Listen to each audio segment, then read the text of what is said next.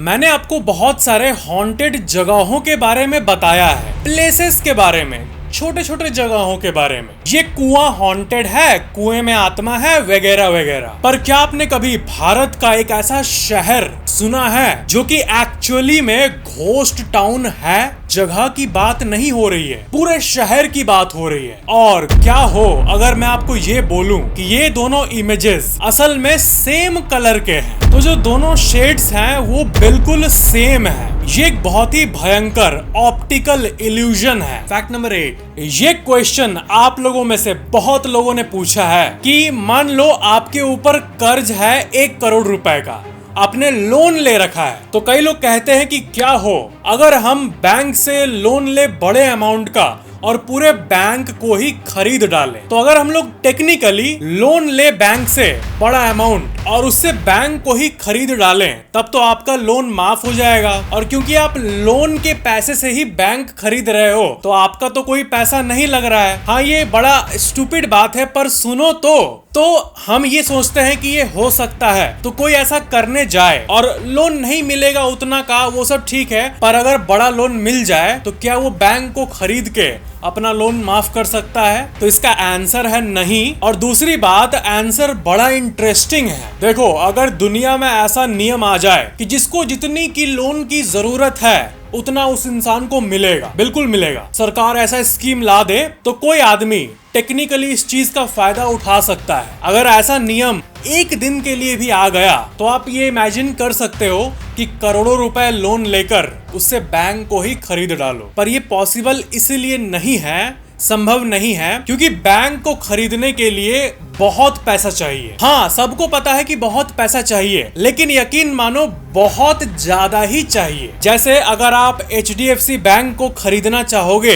तो आपको करीब $157 बिलियन चाहिए होगा। $157 बिलियन। तो इस अमाउंट का लोन मिल ही नहीं सकता किसी को भी। और यहाँ से एक इंटरेस्टिंग क्वेश्चन आता है जो आप मेरे से पूछ सकते हो कि आज तक का हाईएस्ट लोन कोई इंसान ने कितना लिया है? ये बड़ा इंटरेस्टिंग सवाल है। तो देखो, सबसे ज्यादा लोन एलॉन मस्क ने लिया है साल 2022 में $12 बिलियन का। और ऐसे ही सऊदी अरामको एक कंपनी है जिसने $12 बिलियन लोन लिया है। तो जब यही हाईएस्ट फिगर्स है लोन्स के, $12 बिलियन, तो $160 बिलियन कहां से मिलेगा? सब्सक्राइब करने के बाद बेल आइकन पे क्लिक करके ये जो ऑल वाला बटन है ना, इसको हमेशा ऑन रखना, ताकि हर इंटरेस्टिंग वीडियो आपके फोन में पहुंचे। और वीडियो को लाइक जरूर करना। फैक्ट नंबर 7, एक इंटरेस्टिंग क्वेश्चन मेरे पास आया था जिसमें आप में से एक इंसान ने पूछा था कि क्या छोटे बच्चों का आत्मा छोटा होता है और एडल्ट का आत्मा बड़ा होगा? आई नो साइंस वालों को ये बात स्टूपिड लग रही होगी, लेकिन स्पिरिचुअलिटी के एंगल से देखें तो इसका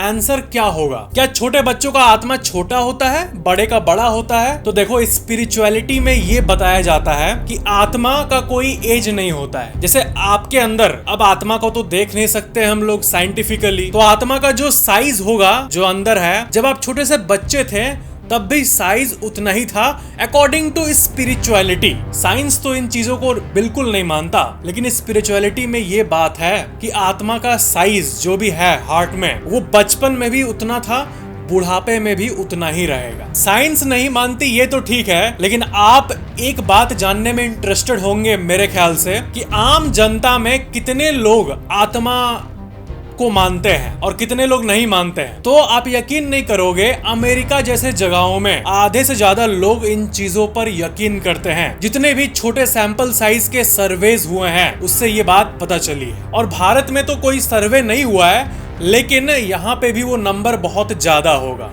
फैक्ट नंबर 6, एक इंटरेस्टिंग सा ये क्वेश्चन है कि अगर गाय घास को चरती है और फिर दूध प्रोड्यूस होता है, तो क्या एकदम साइंटिफिकली बेसिक लेवल पे हम ये कह सकते हैं कि जो घास था वही दूध भी है, technically at very small scale? तो इसका आंसर ऑफ कोर्स हाँ है। गाय यही सब चीजों को खाकर दूध प्रोड्यूस करती है। That means at the basic level grass ही तो कन्वर्ट हो रहा है दूध में। इसीलिए इसीलिए कई स्पिरिचुअल गुरुज हमें बोलते हैं कि थोड़ा सा घास पे भी चल लिया करो। फैक्ट नंबर 5, मैं आपको एक ऐसा इमेज दिखा रहा हूँ जिसपे आप यकीन नहीं कर पाओगे। ये जो कार्टून है इसमें जो दोनों चेहरे का कलर है वो सेम है, पर आपको बिल्कुल अलग अलग दिख रहे हैं। अगर आप कलर मैचिंग टूल से इसको कंपेयर करोगे और जूम करोगे तब पता चलेगा कि दोनों का कलर एग्जैक्ट सेम है। यकीन नहीं हो रहा है तो ओपन चैलेंज ले लो। आप अगर फोटोशॉप एक्सपर्ट हो या फिर आप किसी को भी जानते हो, उसको ये अभी भेज दो। अगर ये इमेज कलर सेम नहीं हुआ तो मेरे से 1 लाख रुपए ले लेना, आप क्लेम कर लेना ईमेल करके। बड़ा ही इंटरेस्टिंग चीज है ना, ये दोनों कलर एग्जैक्टली सेम है, लेकिन ब्रेन देखो कैसे झुटलाता है। हमें लगता है कि नहीं, दोनों का स्किन कलर अलग अलग है। ब्रेन बहुत बकलोल बना सकता है भाई। ऐसा क्यों होता है आपको पता है? आपका ब्रेन किसी एक चीज को जब देखता है तो वो सिर्फ उसी को नहीं देखता है। आप भले ही उस चीज को देखोगे, लेकिन उस चीज के आसपास जितनी चीजें हैं वो डिसाइड करती है कि जिस चीज को आप देख रहे हो वो आपको कैसी दिखेगी। तो इन दोनों इमेजेस में इस कार्टून के चेहरे का कलर तो सेम है, लेकिन पीछे का कलर जो है वो अलग अलग है, और इसी के चलते आपको चेहरे का कलर अलग फील होता है भले ही वो सेम हो। ये एक डीप बात से कनेक्ट होती है कि आप भले कितने अच्छे हो, आपके आसपास के लोग अगर खराब होंगे तो आप भी खराब बन जाओगे। कुछ इस फैक्ट से ये मैच करता है। और मेन बात कि ब्रेन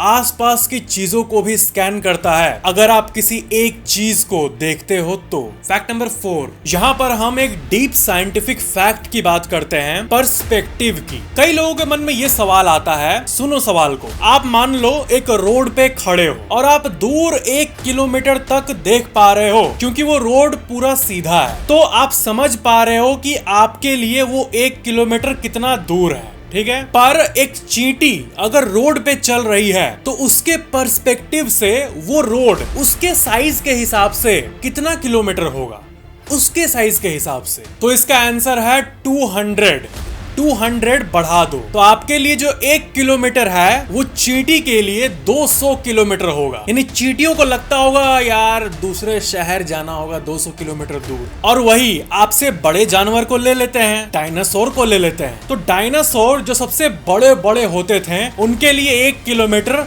आधे किलोमीटर का बराबर होगा उनके पर्सपेक्टिव के हिसाब से। फैक्ट नंबर 3, क्या आपने कभी लवासा शहर के बारे में सुना है? 40,000 करोड़ के बजट पे ये एक आप कह सकते हो मिनी इटाली बनने वाला था महाराष्ट्र में। और अभी तो इसके बारे में लोग ये बात करते हैं कि अगर आप शॉर्ट फिल्म बना रहे हो और आपको अगर ज़ॉम्बी फॉम्बी का हॉरर सीन चाहिए तो इस शहर में चले जाना, इतना अबैंडन्ड हो गया है। इसके कई कारण थे, environmental issues, financial problems, legal hurdles. यानी ये भारत के अंदर एक एडवांस्ड इटली टाइप का शहर तो बन जाता, पर यहाँ पर लैंड एक्विजिशन ठीक से नहीं हुआ, पॉलिटिकल करप्शन के केसेस भी हुए और कई बिल्डर्स यहाँ के बैंकरप्ट भी अपने आप को घोषित कर दिए। यानी ये एक ऐसा हिडन ड्रीम है जो कि चकनाचूर हो गया। जितने लोग यहाँ पर पैसा लगाए थे उनका पैसा फंसा हुआ है, डूबा हुआ है। फैक्ट नंबर 2, ये एक डीप साइंटिफिक फैक्ट है। आपने कई यूट्यूबर्स को ऐसा बताते हुए सुना होगा और ऐसा इमेज दिखाते हुए सुना होगा कि धरती के अंदर ऐसा पानी मौजूद है, hidden water ocean beneath earth and क्या क्या क्या है ये एग्जैक्टली। तो बात कुछ ऐसी है ना, हमारी धरती की फॉर्मेशन का इतिहास जब वैज्ञानिकों ने जाना तब उनको एक बात पता चली कैलकुलेशन, मैथमेटिक्स और फिजिक्स से कि धरती में जितना पानी है ना समुद्र में, सिर्फ उतना ही नहीं हो सकता। धरती का साइज और यहाँ का जो भी एटमॉस्फेयर था, यहाँ पर और पानी होना चाहिए। तब ये पता चला कि ऐसा हो सकता है, कह सकते हो आप 80% से ज्यादा चांस है कि जितना पानी ऊपर है उससे 4 गुना 5 गुना पानी धरती के उस जगह पे है जिसको हम लोग ठीक से एक्सेस नहीं कर सकते क्योंकि 12 किलोमीटर से ज्यादा हम लोग कोड़े ही नहीं है। और ये एक स्टेट है पानी का क्रस्ट के नीचे और इसका ऑफिशियल साइंटिफिक नेम है रिंगुडिट।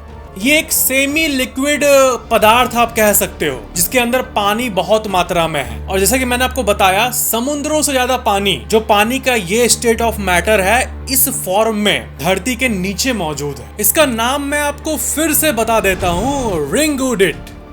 Fact number 1। अब जो मैं आपको फैक्ट बताने वाला हूँ ये बियॉन्ड द यूनिवर्स का फैक्ट है, तो थोड़ा दिमाग शांत करना और आगे वाले फैक्ट को ध्यान से सुनना। ये चैनल के में भी सबसे बेस्ट फैक्ट्स में से आपको एक लगे। ये बहुत ही ज्यादा डीप फैक्ट है, इसको आप ध्यान से समझो। आपने सुना होगा कि गूगल कंपनी का जो नाम है वो गूगल से आया है। तो यहाँ पर एक कंफ्यूजन है। एक्चुअली में ना 2 नंबर है, एक को कहते हैं गूगल और एक को कहते हैं गूगल प्लेक्स। तो पहली बात तो ये कि गूगल नाम जो है वो गूगल से आया है, गूगल प्लेक्स से नहीं। और गूगल का मतलब क्या होता है? गूगल का मतलब 10 to the power 100, यानी 1 लिखो और उसके सामने 100 जीरो लगा दो। ये जो नंबर है ये है गूगल, ठीक है?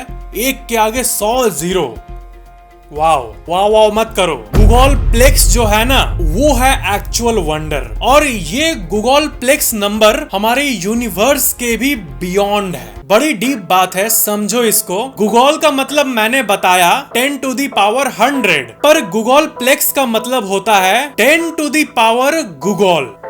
समझ रहे हो? गूगल का मतलब 10 to the power 100 और गूगल प्लेक्स का मतलब 10 to the power गूगल, यानी ये। और गूगल को तो मैंने स्क्रीन पे दिखा दिया। मैंने अपने एडिटर भाई को बोला कि 1 के आगे 100 जीरो लगा देना, हो गया। उसको मैंने विजुअलाइज कर दिया। पर क्या वो कभी गूगल प्लेक्स को एक्चुअल नंबर में दिखा पाएगा?